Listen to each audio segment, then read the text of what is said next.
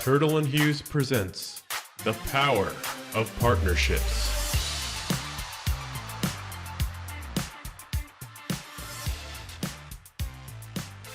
Hi, thanks for joining us today. My name is Blake Varbero. I am our Turtle and Hughes Sales Director.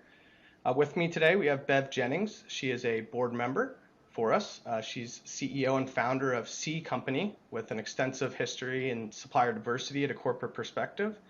So thank you so much for joining us today. Great, thank you for having me. So I'll just start off with a simple question of why should a larger company consider working with a diverse supplier? Well, if you think of the time that we are in now, the various objectives that larger companies have around ESG, environmental, social, and governance, it just makes good sense to consider a diverse supplier and to have initiatives around this. It's such a far reach when a company has programs in place to include diverse suppliers. It makes a world of difference in the communities where we live and work as it relates to job impact and economic impact and the lives that it touches. And the inclusiveness around all of this is really what ESG is all about. So when you think of social and that element of it, this is where supplier diversity really comes into play. You can move the needle in a large company through engaging with the best and brightest of suppliers, including diverse suppliers. And what are some of the drivers behind large companies' commitment to supplier diversity? What are some internal initiatives that are ongoing that help achieve some of those supplier diversity goals? Yeah, as I reflect back on the last couple of years, and you think of the social unrest in the U.S. and beyond, but particularly in the U.S., I think that corporations really opened up their way of thinking about what all of that meant. Part of that was ensuring, a diverse supply base, diverse employee base, and also a very diverse customer base. Because of that, I think the commitment has been fortified more than ever. There were always corporations that have been committed to supplier diversity for many, many years. As I think about the 32 BDR members, the Billion Dollar Roundtable members, those are corporations that have been committed and doing a great job in this space for a long time, in particular in the early years in the automotive industry, but then later even more on the pharmaceutical, consumer, and technology groups. Those groups have stepped up even more. But companies who have not been a part of the Billion Dollar Roundtable, or they aspire to be a part of the Billion Dollar Roundtable, those companies are stepping up too because they understand what that means. And I believe that the heightened awareness around the social unrest really caused a lot of companies to deepen their commitment in this space. That has certainly been an impetus in the change that we've seen and the traction that we've seen over the past, 2 to 3 years. So what we really, as we look at this, we just want the corporations to keep raising the bar, to continue to elevate in this space and beyond, because while there's the social aspect of this, there's the sustainability aspect of this as well. So to that point, you mentioned the Billion Dollar Roundtable and some of those large organizations. Are there initiatives in the marketplace that really help promote diversity and inclusion enterprise-wide, nationwide, anything that diverse suppliers can look to follow for guidance? Yes, there are so many great organizations. I mentioned the Billion Dollar Roundtable because they're considered at the top in this space. But there are so many great organizations who certify women my women and minority-owned suppliers. So a few organizations I can mention who have been at this for a really long time. The Women's Business Enterprise National Council certifies women-owned businesses. They've been around for 25 years. You have the National Minority Supplier Development Council that's been in existence for 50 years. And then there are other groups who have come on, in the last decade or the last 20 years, such as Disability In, certifying those suppliers that are owned by disabled business owners. You have also the veteran side, National Veteran Business Owned Companies as well, NVBDC. That organization certifies veteran-owned businesses, and there are others that certify as well. And then NGLCC also for the LGBTQ business owners. And there's so many more. I just named, the ones that are top of mind and very visible. But there are many, many other organizations who are at it on the front line every single day, advocating for these businesses, ensuring they have access to opportunities. There are regional partner organizations and affiliates who actually do this certification. They're on the front line, engaging, supporting these businesses every day, and they help corporations with the supplier development aspect of this. Corporations don't certify these businesses. They really depend on these organizations to be able to do that and to know that they are working with suppliers who are indeed in those categories. And so it takes an army, and my hat's off to all of these organizations who just do such a great job, and the many others that I didn't mention that also helps, on the small business side as well. So yeah, there are so many committed organizations to this, but we have so much more work to do. How much, from a procurement standpoint, does supplier diversity really have in procurement's decision making? I think that most of the corporations now have goals, spend goals, as well as inclusiveness goals as part of their ESG objectives.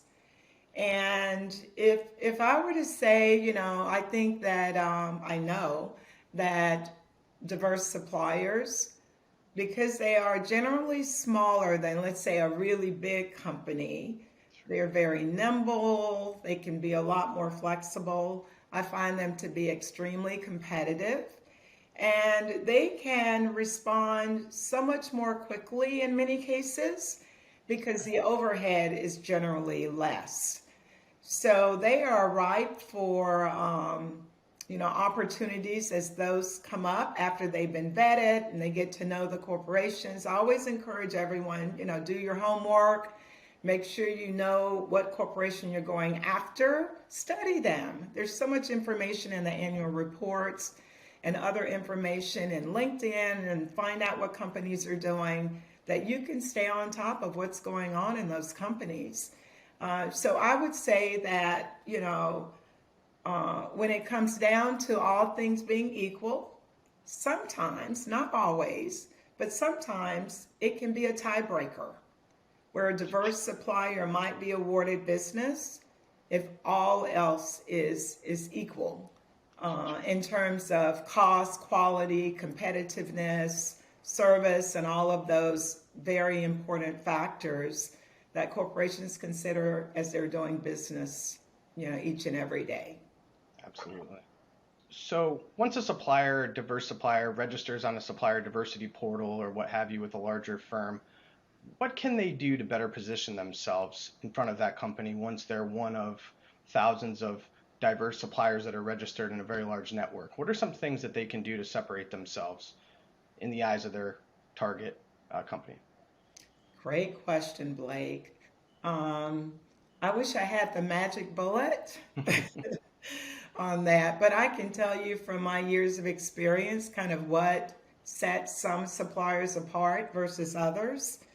I would say the key is relationship building. I talk about that often because I believe it's key. Relationships take time. It takes time to develop, to foster, to nurture. There are a lot of changes that go on in corporations, even throughout the year. Just when you think certain plans are moving forward, there's a detour, there are adjustments. Well, that's just business. And suppliers need to be able to move as things change. So what I always say to suppliers, diverse suppliers and other suppliers, that relationship building is key. And it's really important that you spread your wings. Do not count on one relationship as being your only avenue in a corporation. You want to get to know people. The reason I say that is look at all of the movement of people in the time that we're in right now. I have never witnessed so much movement in corporate America. People moving within supplier diversity to other companies. People are retiring. People are moving within their own corporations. It's the ultimate movement period that we're in right now. If you are counting on one relationship in a corporation to be your only relationship, it's probably not a good strategy. I would say another thought besides relationship is collaboration. Collaboration is key. That can set you apart. Collaborating with other diverse suppliers, collaborating with non-diverse suppliers, that is so very key. I think we underestimate the power of collaborating. I read a book by Doug Crawley, and it's entitled Collaborate as if your life depends on it. Well, I say that is so very true because, business is life, life is business. And being able to, and I encourage everyone to read that book because I've learned so much from it. And in there he talks about the 5 C's of collaboration, which I won't get into. But you can pick that up, learn about it. Collaboration is important because it allows you to spread your wings in a way where you may not have to necessarily invest to do it. So that's that power of compounding, right? Where you're bringing resources together so that you can be stronger. And that way it makes you more competitive. So, consider collaboration. And then I mentioned relationship building.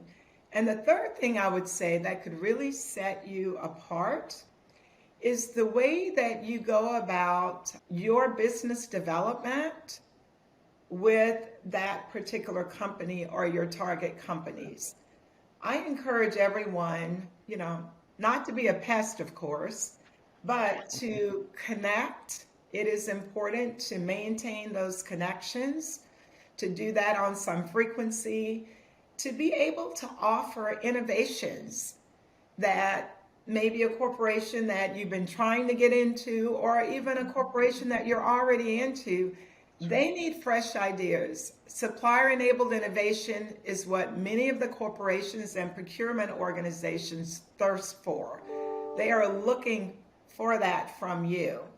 So I encourage you to do that, to continue to connect, but to connect purposefully and intentionally with some innovative practices, with some thought leadership, with some new ideas, with collaborations. All of those things are critically important and can help set you apart.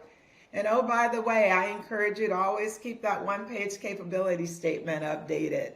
That is a great marketing tool for you.